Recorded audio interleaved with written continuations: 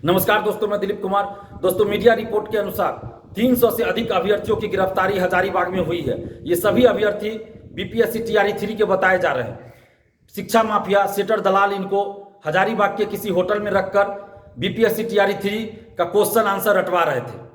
ऐसी जानकारी मीडिया से आ रही है, ऐसी खबरें आ रही है मीडिया के द्वारा, और इन लोगों से अभी पूछताछ की जा रही है पुलिस के द्वारा। हम लगातार पिछले 7-8 साल से पेपर लीक और धांधली सेटिंग के खिलाफ लड़ रहे हैं। बीपीएससी 67वीं का जो पेपर लीक हुआ उसको हमने ही उजागर किया, बीएसएससी पेपर लीक उजागर किया, और हम सरकार से लगातार ये मांग करते रहे हैं कि शिक्षा माफियाओं पे, दलालों पे, सेटरों पे जो पेपर लीक और धांधली सेटिंग में संलिप्त रहते हैं उन पे कठोर कानूनी कार्रवाई की जाए। 10 साल से अधिक की कानूनी सजा हो, उनकी सारी संपत्ति जब्त की जाए, अगर सरकारी नौकरी में है तो नौकरी से उसको बर्खास्त किया जाए और करोड़ों रुपए का आर्थिक दंड भी लगाया जाए। लेकिन बिहार सरकार अभी तक ऐसा कानून नहीं बनाई है। केंद्र सरकार ने कानून बनाया है हाल ही में, लेकिन बिहार सरकार अभी तक उस कानून को लागू नहीं की है और न ही ऐसा कोई कानून बना रही है। हम मांग कर रहे हैं बिहार सरकार से कि ऐसा कानून बनाइए या तो केंद्र सरकार के कानून को ही लागू कर दीजिए। और जो अभ्यर्थी हैं जो ऐसे मामलों में संलिप्त रहते हैं, जो धांधली सेटिंग कराना चाहते हैं या पेपर लीक में संलिप्त रहते हैं, सेटिंग में संलिप्त रहते हैं, वैसे अभ्यर्थी को भी आजीवन प्रतिबंधित कीजिए कि किसी भी परीक्षा में वो शामिल न हो सके। अगर वो नौकरी में कहीं पे है पहले से तो उसको नौकरी से बर्खास्त कीजिए और 10 साल से अधिक की सजा हो ऐसा कानून बनाइए।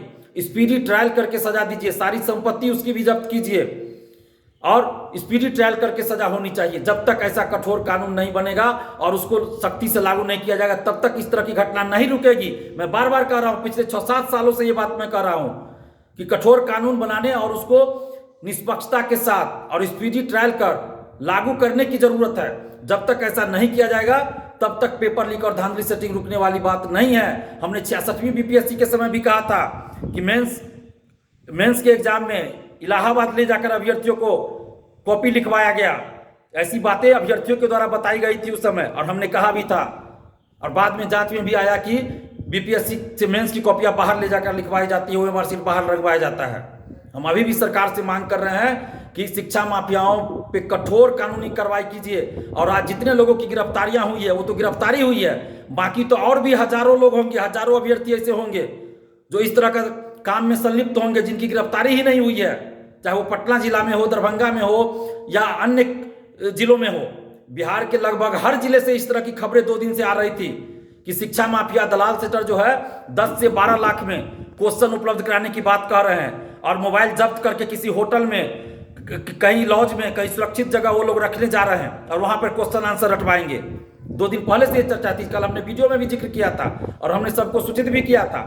और आज जब गिरफ्तारी हुई है तो हम सरकार से ये मांग कर रहे हैं, बिहार सरकार से, हम पिछले 8-10 साल से लड़ रहे हैं पेपर लीक धांधली सेटिंग के खिलाफ। इस बीच सरकारें बदलती रही, गठबंधन बदलते रहा, सरकार में सभी पार्टी लगभग आते जाते रहे, चाहे किसी भी पार्टी, किसी भी गठबंधन की सरकार रही हो, हम पेपर लीक धांधली सेटिंग के खिलाफ लड़ते रहे हैं, निष्पक्षता के साथ लड़ते रहे हैं। आज हम फिर सरकार से मांग कर रहे हैं कि शिक्षा माफियाओं के खिलाफ सख्त कानूनी कार्रवाई कीजिए और इन लोगों को जो राजनीतिक संरक्षण प्राप्त है उस संरक्षण को ध्वस्त कीजिए और राजनीतिक नेताओं को भी, पॉलिटिकल पार्टी के नेताओं को भी बाहर लाइए, सामने लाइए, उजागर कीजिए।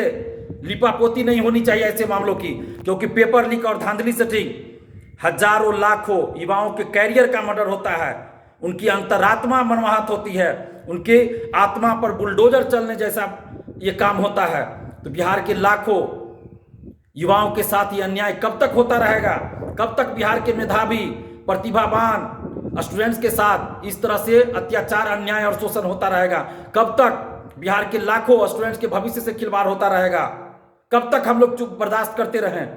कई बार हम लोग आंदोलन कर चुके हैं, सरकार हमें मजबूर ना करे बड़ा आंदोलन करने के लिए। हम सरकार से यह विनती कर रहे हैं, आग्रह कर रहे हैं, मांग कर रहे हैं कि शिक्षा माफियाओं के खिलाफ सख्त से सख्त कानूनी कार्रवाई कीजिए। और आज जितने लोग पकड़े गए हैं हजारीबाग, उन सबसे निष्पक्षता के साथ पूछताछ हो और अगर उनके पास जो क्वेश्चन है, जो आंसर है, आज की परीक्षा के प्रश्न है, आंसर है, तो आज की परीक्षा को रद्द कर दिया जाए। क्योंकि जब प्रश्न पत्र ही लीक है, पेपर ही लीक है, तो परीक्षा का कोई मतलब नहीं रहता है, उसका कोई मतलब ही नहीं। इसलिए इसकी निष्पक्षता के साथ जांच हो। अगर इन अभ्यर्थियों के पास आज की परीक्षा के प्रश्न पत्र हैं, आंसर है, वो मैच कर रहे हैं आज की परीक्षा के पूछे गए प्रश्नों से और उत्तर से, तो आज की परीक्षा को रद्द कर दिया जाए। और अगर आज की परीक्षा के पूछे गए प्रश्नों से और उत्तर से मैच नहीं कर रहे हैं, नहीं मिल रहा है, तो भी इन पे कठोर कार्रवाई की जाए, क्योंकि इन्हों लोगों ने धांधली सेटिंग करने का प्रयास तो किया ही है, पेपर लीक तो किया ही है। इतने लोगों को क्वेश्चन आंसर रटवा रहे हैं, तो धांधली सेटिंग ये लोग कर रहे हैं, ये तो कदाचार में संलिप्त ही हैं। तो इन सभी लोगों पे, अभ्यर्थियों पर भी और जो इसमें दलाल है, सेटर है, शिक्षा माफिया, उन सब पे भी कठोर कानूनी कार्रवाई की जाए और आगे किसी परीक्षा में इस तरह की घटना ना हो, इसके लिए एक कठोर कानून लाया जाए और उसको सख्ती के साथ लागू किया जाए। नहीं तो आगे की परीक्षाओं में भी इस तरह से कदाचार और पेपर लीक होते रहेगा। इससे पहले भी बीपीएससी का पेपर लीक हुआ, पिछले 1.5 साल से तो कोई पेपर लीक नहीं हो रहा था 67वीं के बाद, लेकिन फिर आज इस तरह की बात सामने आ रही है। बीएसएससी का पेपर लीक, सिपाही बहाली का पेपर लीक, फूड कॉर्पोरेशन का पेपर लीक, अमीन बहाली, एलआरसी का पेपर लीक, सबका तो पेपर लीक हो ही रहा है। इसलिए हम बिहार सरकार से मांग कर रहे हैं कि एक सख्त कानून बनाइए और निष्पक्षता के साथ उस कानून को लागू कीजिए, नहीं तो इस तरह की घटना नहीं रुकेगी। बिहार के लाखों स्टूडेंट्स के साथ इस तरह से अत्याचार, अन्याय हम लोग बर्दाश्त नहीं करेंगे। अगर सरकार जल्दी कठोर कानून नहीं लागू करती है, नहीं बनाती है कानून और उसे नहीं लागू करती, तो हम लोग बहुत बड़ा आंदोलन बिहार में करेंगे।